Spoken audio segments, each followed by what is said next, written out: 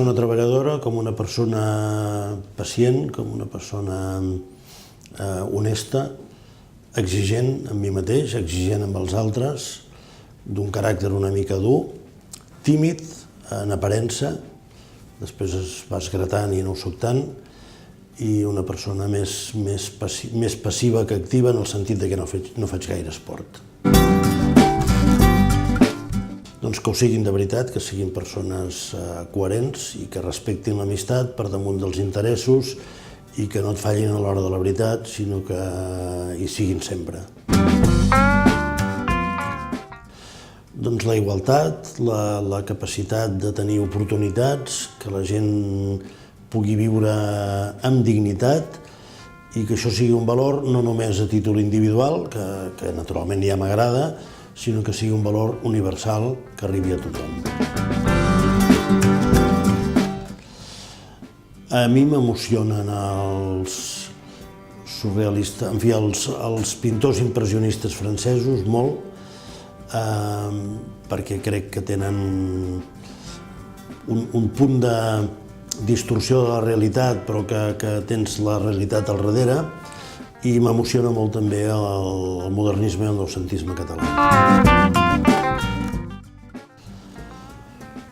Diria que no pràcticament cap, algun jugador de futbol, però una mica així de passada. No tendia a mitificar cap heroi. Els dictadors, és a dir, totes les persones que han fet abús del seu poder i que l'han acabat exercint d'una forma autoritària i sense cap fonament democràtic.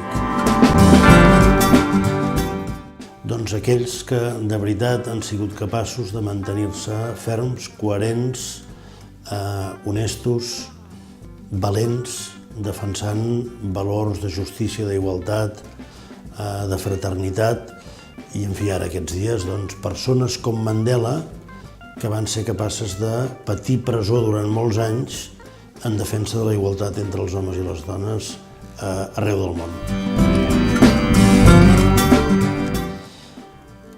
Jo crec que els valors que compten i que coneixeran, que passaran, són el coneixement, però no l'abundància d'informació que ens donen les xarxes, sinó la utilització intel·ligent de la informació per construir un món millor. Doncs això, de defensar Catalunya i treballar políticament perquè Catalunya tingui un futur amb el màxim autogovern.